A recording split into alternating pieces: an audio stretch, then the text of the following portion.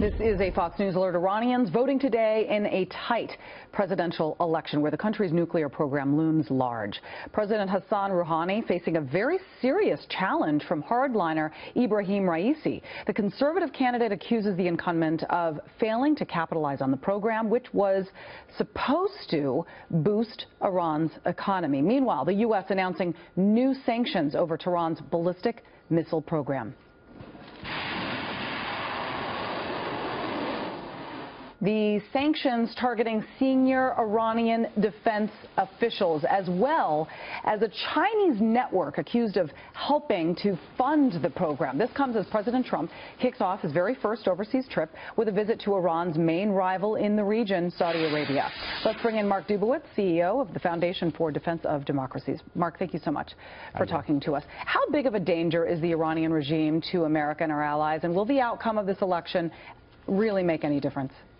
Julie, the Iranian regime is the leading state sponsor of terrorism in the world. It's got a nuclear infrastructure. Under this nuclear deal, it's got a patient pathway to nuclear weapons and an ICBM. So think about North Korea, but with an economy that is going to be much more powerful and with a revolutionary ideology that is expansive and seeks at least domination in the Islamic world.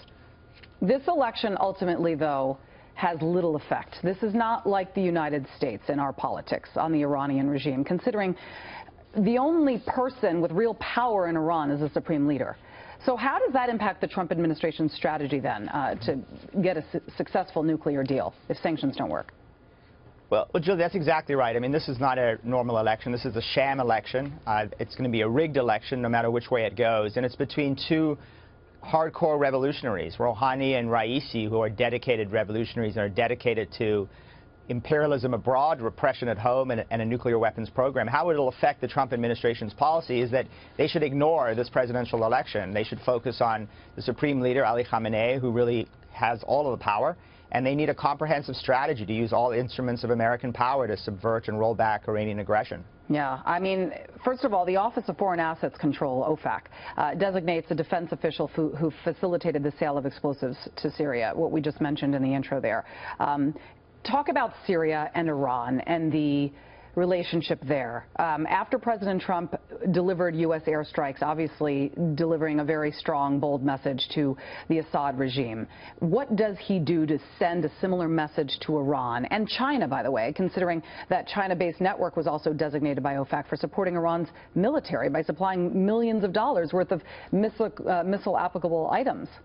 That's exactly right, Julie. And in fact, that Iranian defense official who was designated for supplying not just explosives, but actually was supporting the very research center in Syria responsible for the chemical weapons attacks on Syria's people.